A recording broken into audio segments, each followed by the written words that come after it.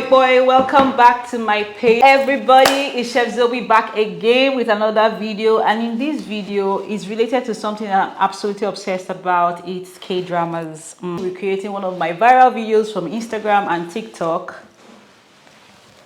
Kimchi!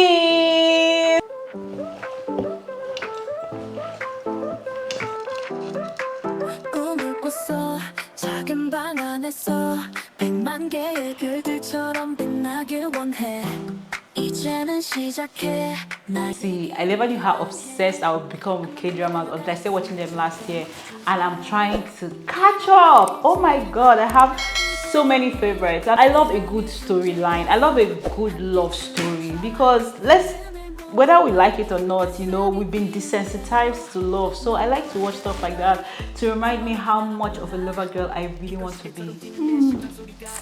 So these are my 5 favorite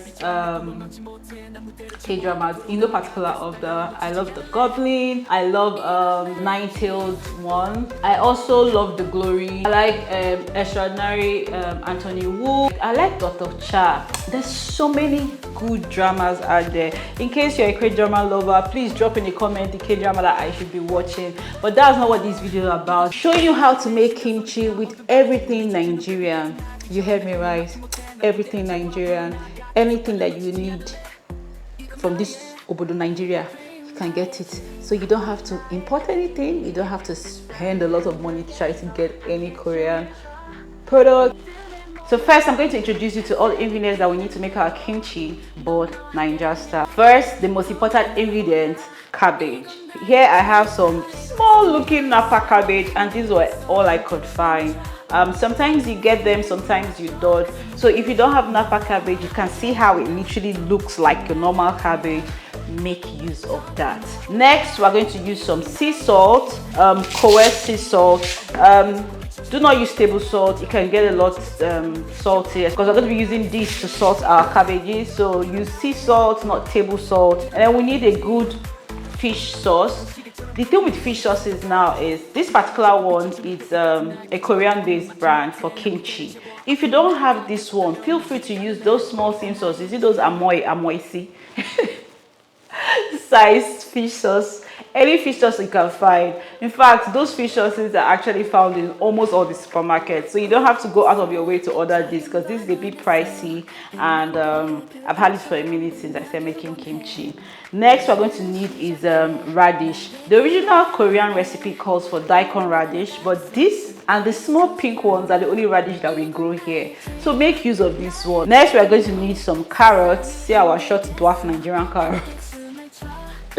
In the original kimchi recipe, it calls for Korean pear. We don't have Korean pear, so we're going to replace that with a green apple. And then we need onions. We don't need a lot. The measurements will be in the description box below. I'm just listing out the ingredients that we need.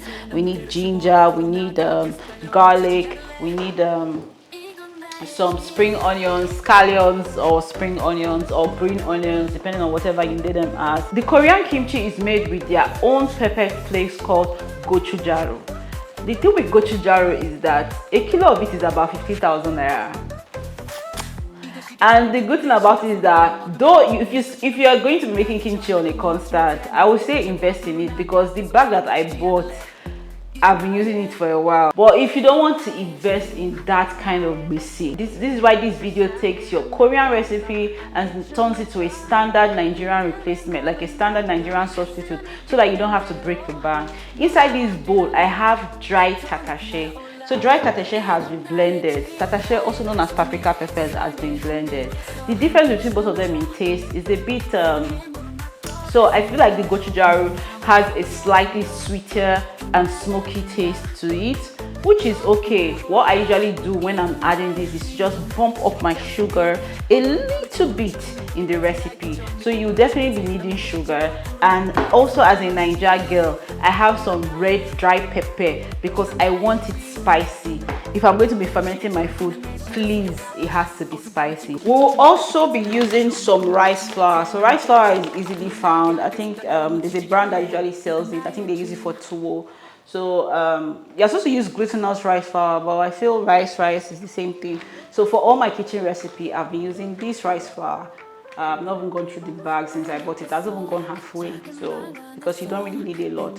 If you don't have rice flour around you, I've seen recipes where people use ordinary flour. I've seen recipes where people use Irish potato, they just mash it up. So either of these ones can work for you.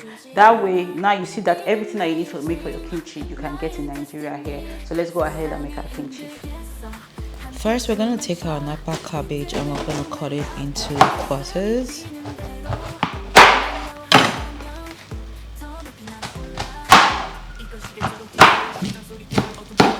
Next, we're going to take out the core, the hard part of the cabbage. You can leave it like this, or you can go ahead to chop it up like this.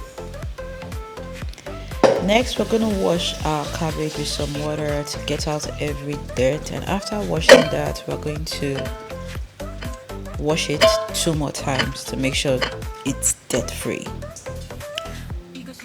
We're going to go ahead to salt our cabbage, making sure that the salt gets into every single part of the cabbage. This prevents bacterial growth when you are fermenting your cabbage. So if you don't do this process properly, your cabbage will probably, or your kimchi will probably go bad.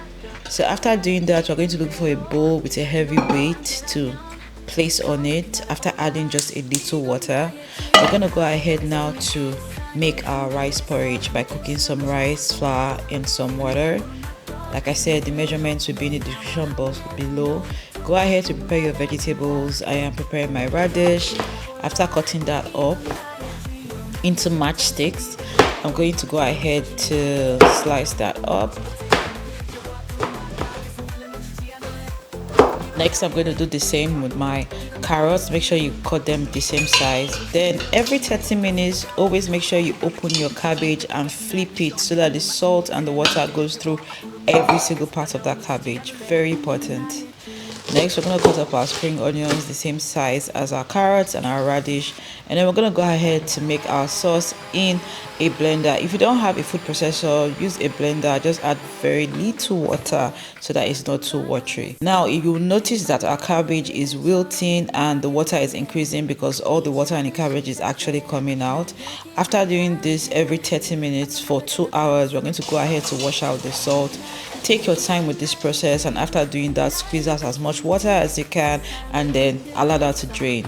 We're going to go ahead to make our sauce, mix all these ingredients together. You can see the difference between the Tatashe and the gochujaru is just in the color, and then we'll mix the rest of our sauce together. After mixing that, we're going to add our spring onions, radish and our carrots.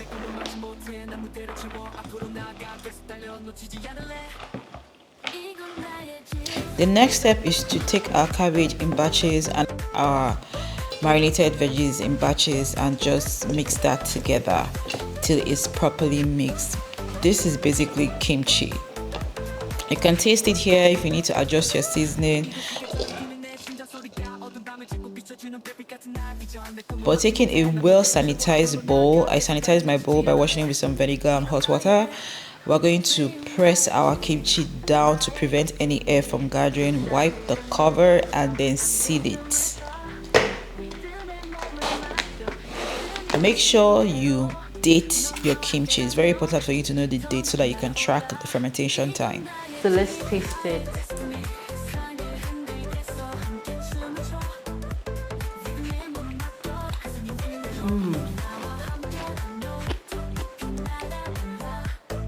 It's spicy. Oh my god.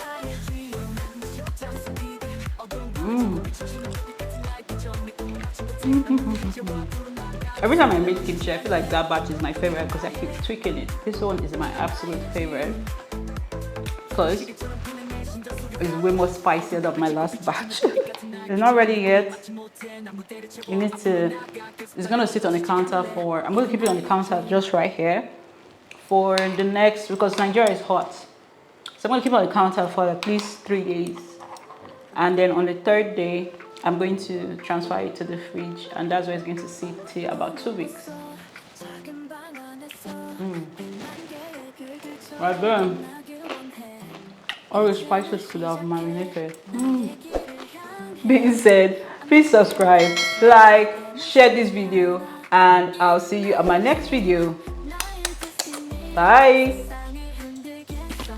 So this is the 17th of September. I'm not going to be showing myself face off camera because I haven't showered, but I want to show you that my kimchi has been sitting on the counter for 3 days. So I'm going to have to transfer it into the fridge today so it can finish fermenting in the fridge. But this is how you know your kimchi is good to go.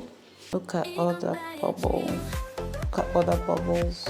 You can see all the bubbles in here. That shows that your kimchi is alive. So kimchi is good probiotics, good bacteria. So if you're making this and you're putting it in like a small, so now this is safe because there's a lot of space for the air, for the gas to accumulate on top of here. If you're using a container that doesn't have that much space, you have to warp it so that it doesn't explode because this actually gathers gas.